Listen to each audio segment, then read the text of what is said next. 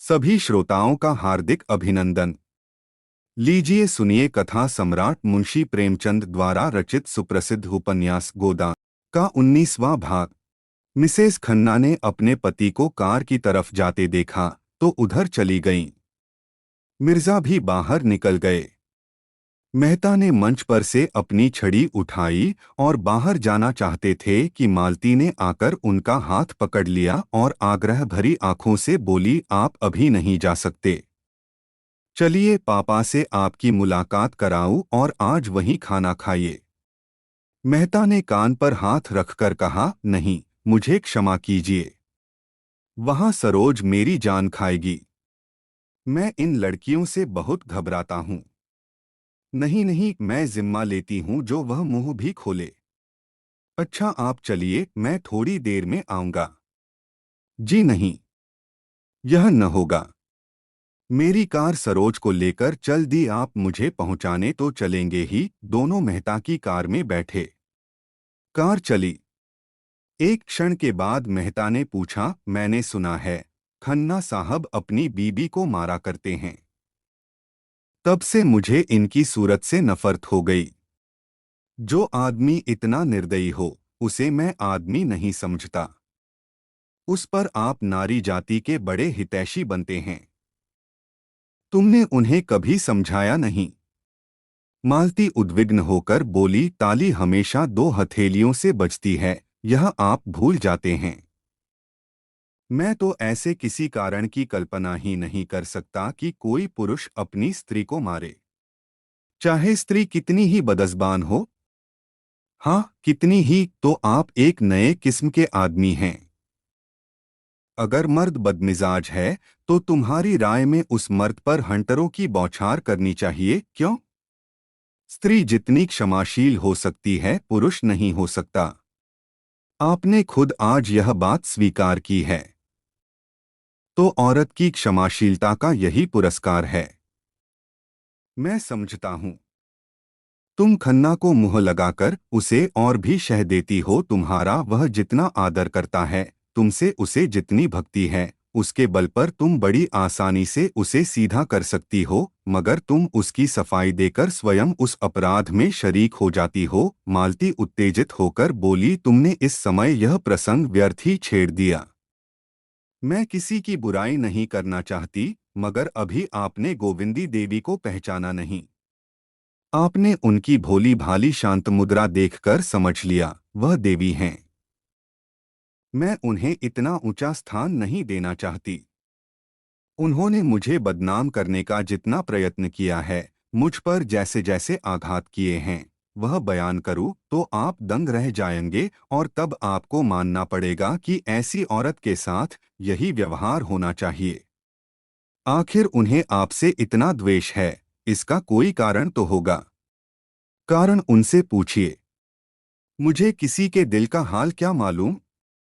उनसे बिना पूछे भी अनुमान किया जा सकता है, और वह यह है, अगर कोई पुरुष मेरे और मेरी स्त्री के बीच में आने का साहस करे तो मैं उसे गोली मार दूंगा, और उसे न मार सकूंगा तो अपनी छाती में मार लूंगा।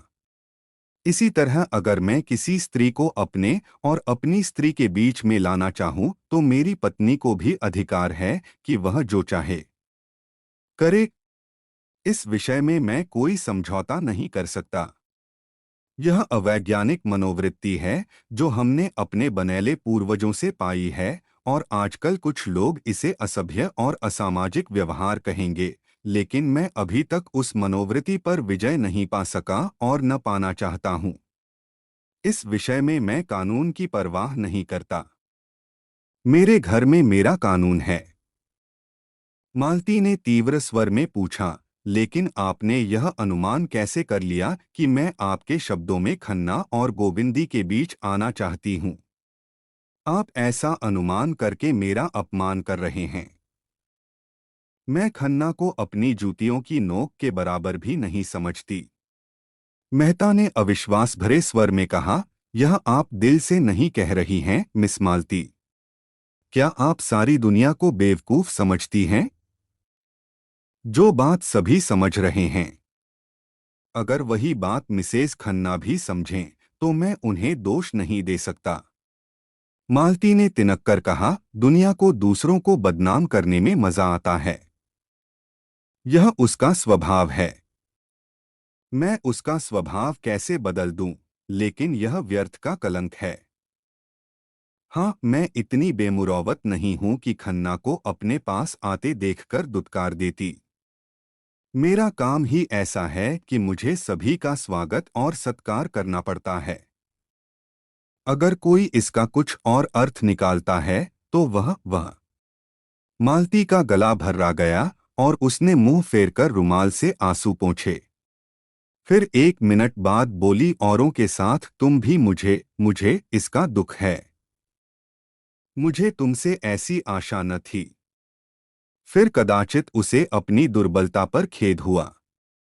वह प्रचंड होकर बोली, आपको मुझ पर आक्षेप करने का कोई अधिकार नहीं है।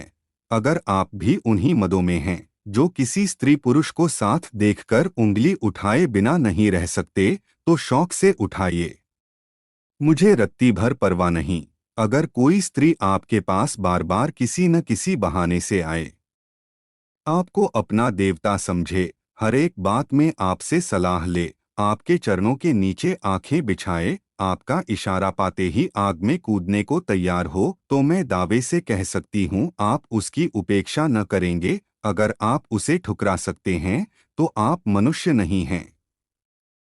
उसके विरुद्ध आप कितने ही तर्क और प्रमाण लाकर रख दें, लेकिन मैं मानूंगी नहीं। मैं तो कहती हूँ उपेक्षा तो दूर रही, ठुकराने की बात ही क्या। आप उस नारी के चरण धो धोकर पिएंगे और बहुत दिन गुजरने के पहले वह आपकी हृदयेश्वरी होगी। मैं आपसे हाथ जोड़कर कहती हूँ, मेरे सामने खन्ना का कभी नाम न लीजिएगा। मेहता ने इस ज्वाला में मानो हाथ सेंकते हुए कहा, शर्त यही है कि मैं खन्ना को आपके साथ न देखूं। मैं मानवता की हत्या नहीं कर सकती। वह आएंगे तो मैं उन्हें दुरदुराऊंगी नहीं। उनसे कहिए अपनी स्त्री के साथ सज्जनता से पेश आएं।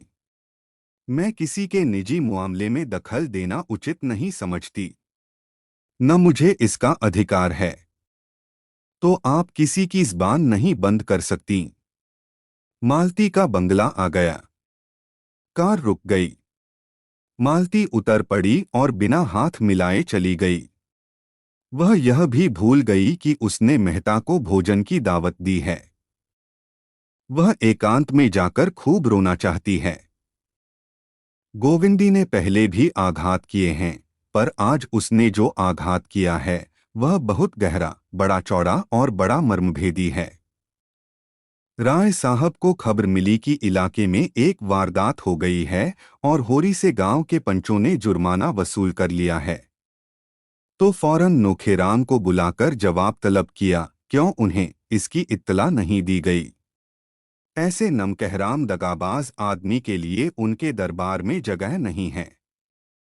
नोखेराम ने इतनी गालियां खाईं तो जरा गर्म होकर बोले, मैं अकेला थोड़ा ही था, गांव के और पंच भी तो थे। मैं अकेला क्या कर लेता। राय साहब ने उनकी तोंद की तरफ भाले जैसी नुकीली दृष्टि से देखा, मत बको जी, तुम्हें उसी वक्त कहना चाहिए था। जब तक सरकार को इत्तला न हो जाए मैं पंचों को जुर्माना न वसूल करने दूंगा। पंचों को मेरे और मेरी रियाया के बीच में दखल देने का हक क्या है। इस दाड़बांध के सिवा इलाके में और कौन सी आमदनी है। वसूली सरकार के घर गई। बकाया असामियों ने दबा लिया। तब मैं कहाँ जाऊं, क्या खाऊं, तुम्हारा सिर।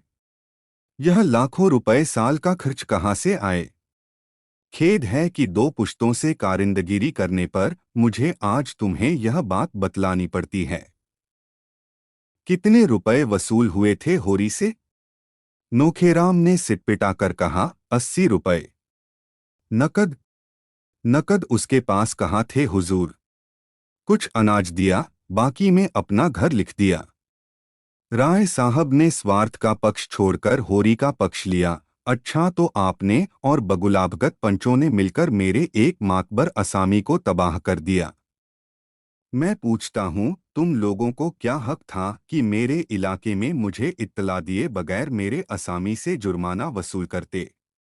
इसी बात पर अगर मैं चाहूँ तो आपको और उस जालिये पटवारी और उस धूर्त पंडित को 7-7 साल के लिए जेल भिजवा सकता हूँ। आपने समझ लिया कि आप ही इलाके के बादशाह हैं। मैं कहे देता हूँ, आज शाम तक जुर्माने की पूरी रकम मेरे पास पहुँच जाए, वरना बुरा होगा। मैं एक एक से चक्की पिसवाकर छोड़ूंगा। जाइए, हाँ, होरी को और उसके लड़के को मेरे पास भेज दीजिएगा। नोखेराम ने दबीज़बान से कहा। उसका लड़का तो गांव छोड़कर भाग गया। जिस रात को यह वारदात हुई उसी रात को भागा। राय साहब ने रोष से कहा, झूठ मत बोलो। तुम्हें मालूम है, झूठ से मेरे बदन में आग लग जाती है। मैंने आज तक कभी नहीं सुना कि कोई युवक अपनी प्रेमिका को उसके घर से लाकर फिर खुद भाग जाए। अगर उसे भागना ही होता तो वह उस लड़की को लाता क्यों? तुम लोगों की इसमें भी जरूर कोई शरारत है। तुम गंगा में डूबकर भी अपनी सफाई दो तो मानने का नहीं। तुम लोगों ने अपने समाज की प्यारी मर्यादा की रक्षा के लिए उसे धमकाया होगा।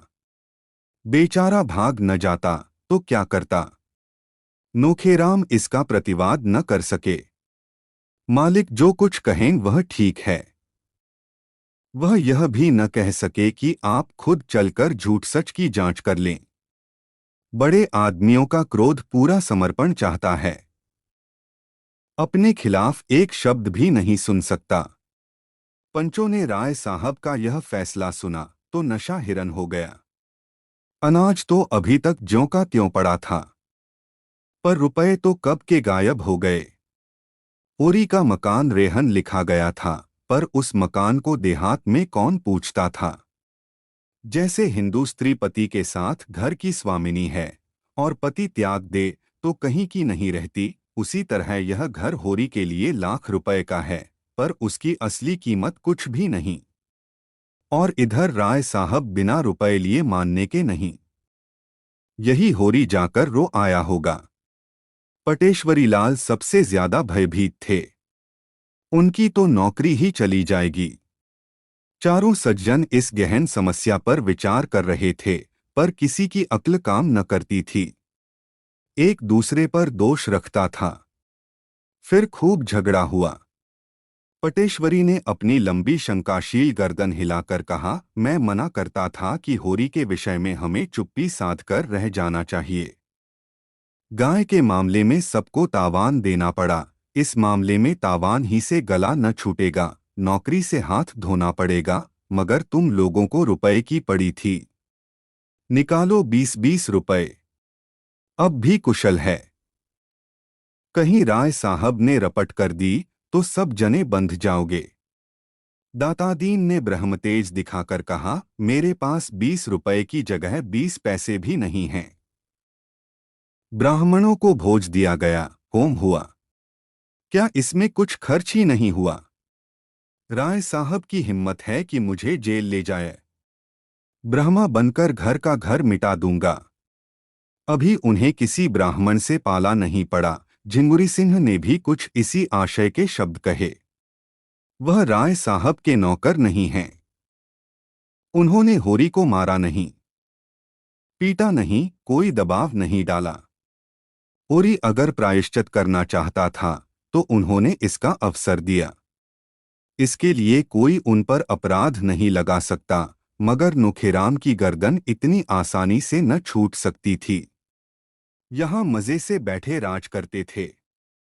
वेतन तो 10 रुपए से ज्यादा न था, पर 1000 साल की ऊपर की आमदनी थी। सैकड़ों आदमियों पर हुकूमत, 4-4 प्यादे हाजिर, बेगार में सारा काम हो जाता था। थानेदार तक कुर्सी देते थे, यह चैन उन्हें और कहा था।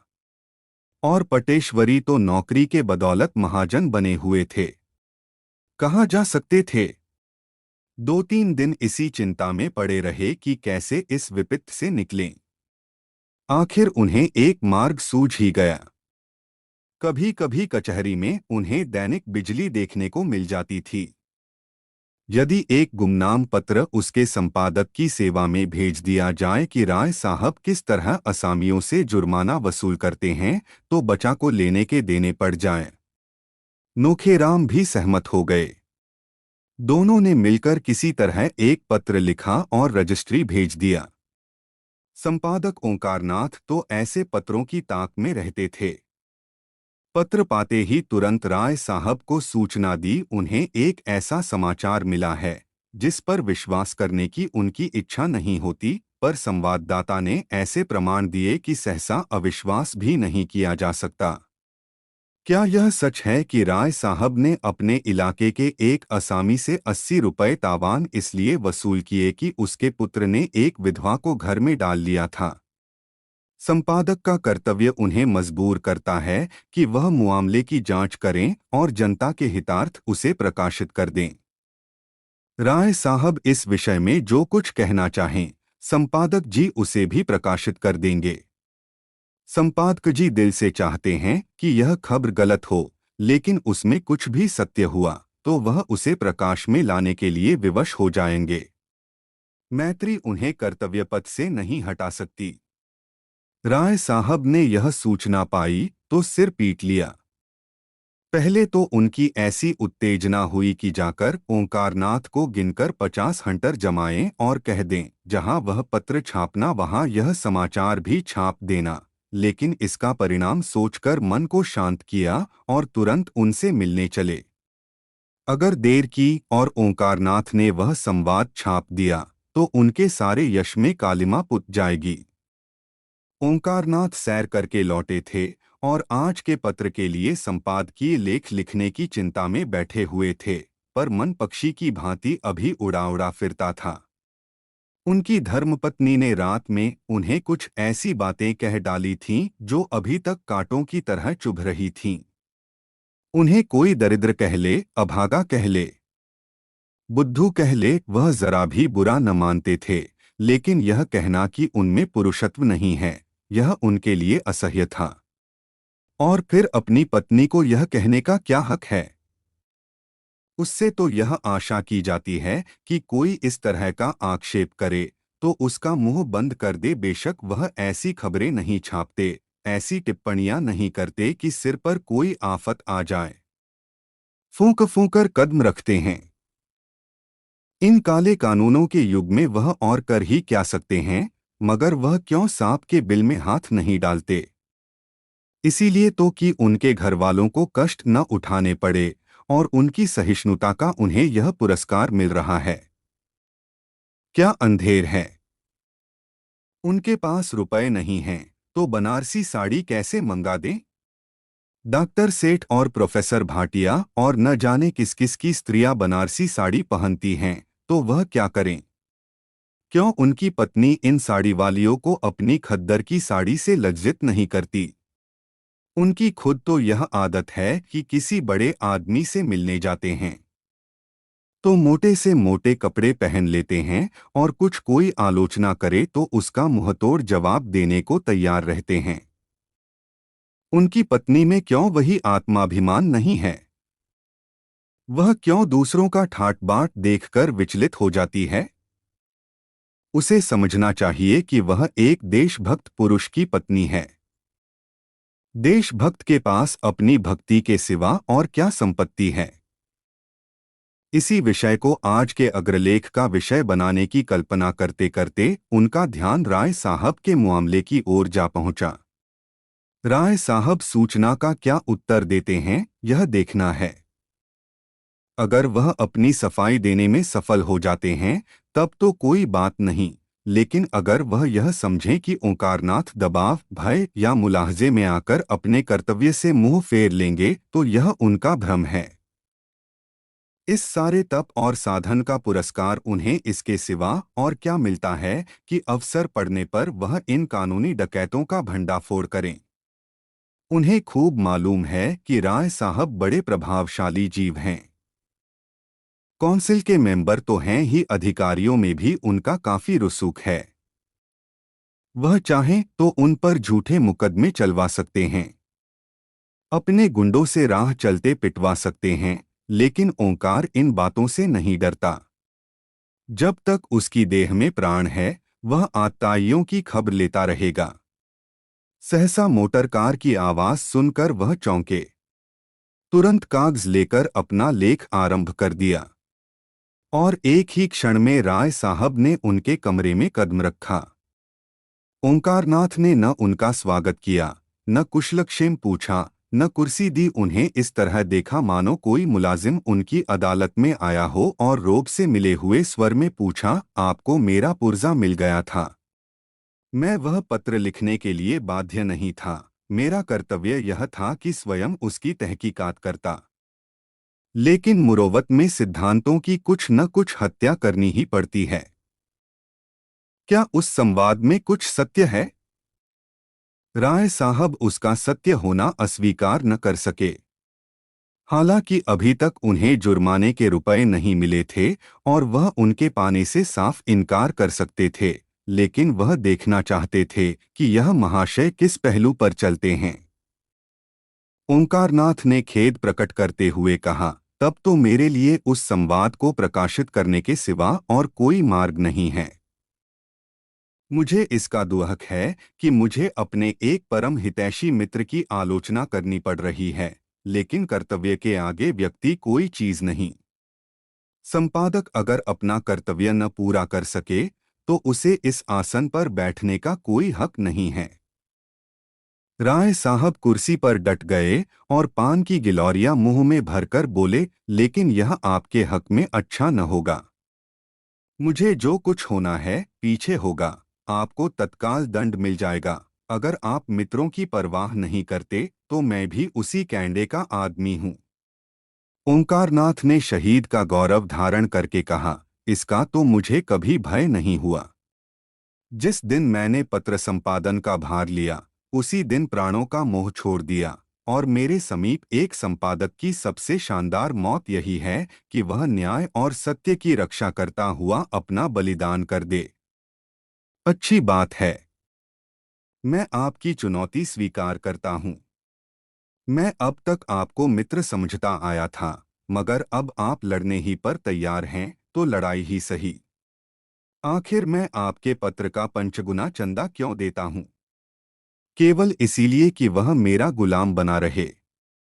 मुझे परमात्मा ने रईस बनाया है। 75 रुपया देता हूँ इसीलिए कि आपका मुंह बंद रहे। जब आप घाटे का रोना रोते हैं और सहायता की अपील करते हैं, और ऐसी शायद ही कोई तिमाही जाती हो जब आपकी अपील न निकलती हो, तो मैं ऐसे मौके पर आपकी कुछ न कुछ मदद कर देता हूँ। किस लिए? दीपावली, दशहरा, होली में आपके यहाँ बैना भेजता हूँ और साल में 25 बार आपकी दावत करता हूँ। किस लिए? आप रिश्वत और कर्तव्य दोनों साथ साथ नहीं निभा सकते। ओंकारनाथ उत्तेजित होकर बोले, मैंने कभी रिश्वत नहीं ली। राय साहब ने फटकारा, अगर यह व्यवहार रिश्वत नहीं है तो रिश्वत क्या है? जरा मुझे समझा दीजिए। क्या आप समझते हैं, आपको छोड़कर और सभी गधे हैं जो निस्वार्थ भाव से आपका घाटा पूरा करते हैं? निकालिए अपनी बही और बतलाइए अब तक आपको मेरी रियासत से कितना मिल चुका है। मुझे विश्वास है हजारों की रकम निकलेगी। अगर आपको स्वदेशी स्वदेशी चिल्लाकर विदेशी दवाओं और वस्तुओं का विज्ञापन छापने में शर्म नहीं आती तो मैं अपने असामियों से डाढ़, तावान और जुमारना लेते शर्माऊं। यह न समझिए कि आप ही किसानों के हित का बीड़ा उठाए हुए हैं। मुझे किसानों के साथ जलना मरना है। मुझसे बढ़कर दूसरा उनका हितेच्छु नहीं हो सकता, लेकिन मेरी गुजर कैसे हो? अफसरों को दावतें कहाँ से दूं, सरकारी चंदे कहाँ से दूं, खानदान के सैकड़ों आदमियों की जरूरतें कैसे पूरी करूं? मेरे घर का क्या खर्च है, यह शायद आप जानते हैं। तो क्या मेरे घर में रुपए फलते हैं? आएगा तो आसामियों ही के घर से। आप समझते होंगे, जमींदार और ताल्लुकेदार सारे संसार का सुख भोग रहे हैं। उनकी असली हालत का आपको ज्ञान नहीं। अगर वह धर्मात्मा बनकर रहें तो उनका जिंदा रहना मुश्किल हो जाए। अफसरों को डालियां न दें तो जेल खाना घर हो जाए। हम बिच्छू नहीं हैं कि अनायास ही सबको डंक मारते फिरें। न गरीबों का गला दबाना कोई बड़े आनंद का काम है, लेकिन मर्यादाओं का पालन तो करना ही पड़ता है। जिस तरह आप मेरी रईसी का फायदा उठाना चाहते हैं, उसी तरह और सभी हमें सोने की मुर्गी समझते हैं। आइए मेरे बंगले पर तो दिखाऊं कि सुबह से शाम तक कितने निशाने मुझ पर पड़ते हैं।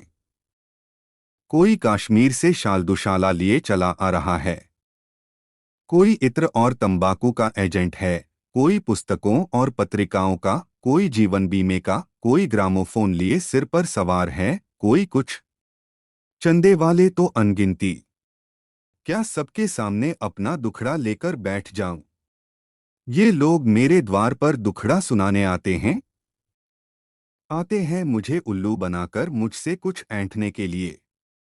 आज मर्यादा का विचार छोड़ दूं तो तालियां पिटने लगें। हुक्काम को डालियां न दूं तो बागी समझा जाऊं। तब आप अपने लेखों से मेरी रक्षा न करेंगे। कांग्रेस में शरीक हुआ, उसका तावान अभी तक देता जाता हूं। काली किताब में नाम दर्ज हो गया। मेरे सिर पर कितना कर्ज है, यह भी कभी आपने पूछा है? अगर सभी महाजन डिग्रियां करा लें तो मेरे हाथ की यह अंगूठी तक बिक जाएगी। आप कहेंगे क्यों यह आडंबर पालते हो? कहिए, 7 पुश्तों से जिस वातावरण में पला हूं उससे अब निकल नहीं सकता। घास छीलना मेरे लिए असंभव है। आपके पास जमीन नहीं, जायदाद नहीं, मर्यादा का झमेला नहीं, आप निर्भीक हो सकते हैं, लेकिन आप भी दुम दबाए बैठे रहते हैं। आपको कुछ खबर है अदालतों में कितनी रिश्वतें चल रही हैं, कितने गरीबों का खून हो रहा है, कितनी देवियां भ्रष्ट हो रही हैं? है बूता लिखने का। सामग्री मैं देता हूं, प्रमाण सहित। ओंकारनाथ कुछ नर्म होकर बोले, जब कभी अवसर आया है मैंने कदम पीछे नहीं हटाया। राय साहब भी कुछ नर्म हुए। हाँ, मैं स्वीकार करता हूं कि दो एक मौकों पर आपने जवामर्दी दिखाई है, लेकिन आपकी निगाह हमेशा अपने लाभ की ओर रही है, प्रजाहित की ओर नहीं। आंखें न निकालिए और न मुंह लाल कीजिए। जब कभी आप मैदान में आए हैं, उसका शुभ परिणाम यही हुआ कि आपके सम्मान और प्रभाव और आमदनी में इजाफा हुआ है। अगर मेरे साथ भी आप वही चाल चल रहे हों तो मैं आपकी खातिर करने को तैयार हूं। रुपए न दूंगा क्योंकि वह रिश्वत है। आपकी पत्नी जी के लिए कोई आभूषण बनवा दूंगा। है मंजूर? अब मैं आपसे सत्य कहता हूं कि आपको जो संवाद मिला वह गलत है। मगर यह भी कह देना चाहता हूं कि अपने और सभी भाइयों की तरह मैं असामियों से जुर्माना लेता हूं और साल में 10-5 हजार रुपए मेरे हाथ लग जाते हैं। और अगर आप मेरे मुंह से यह कौर छीनना चाहेंगे तो आप घाटे में रहेंगे। आप भी संसार में सुख से रहना चाहते हैं, मैं भी चाहता हूं। इससे क्या फायदा कि आप न्याय और कर्तव्य का ढोंग रचकर मुझे भी जेरबार करें, खुद भी जेरबार हों। दिल की बात कहिए। मैं आपका बैरी नहीं हूं। आपके साथ कितनी ही बार एक चौके में, एक मेज पर खा चुका हूं। मैं यह भी जानता हूं कि आप तकलीफ में हैं। आपकी हालत शायद मेरी हालत से भी खराब है। हाँ, अगर आपने हरिश्चंद्र बनने की कसम खा ली है तो आपकी खुशी। मैं चलता हूं। राय साहब कुर्सी से उठ खड़े हुए। ओंकारनाथ ने उनका हाथ पकड़कर सिंधभाव से कहा, नहीं नहीं, अभी आपको बैठना पड़ेगा। मैं अपनी पोजीशन साफ कर देना चाहता हूं। आपने मेरे साथ जो सलूक किए हैं उनके लिए मैं आपका आभारी हूं, लेकिन यहाँ सिद्धांत की बात आ गई है, और आप जानते हैं सिद्धांत प्राणों से भी प्यारे होते हैं। राय साहब कुर्सी पर बैठकर जरा मीठे स्वर में बोले, अच्छा भाई, जो चाहे लिखो। मैं तुम्हारे सिद्धांत को तोड़ना नहीं चाहता। और तो क्या होगा, बदनामी होगी।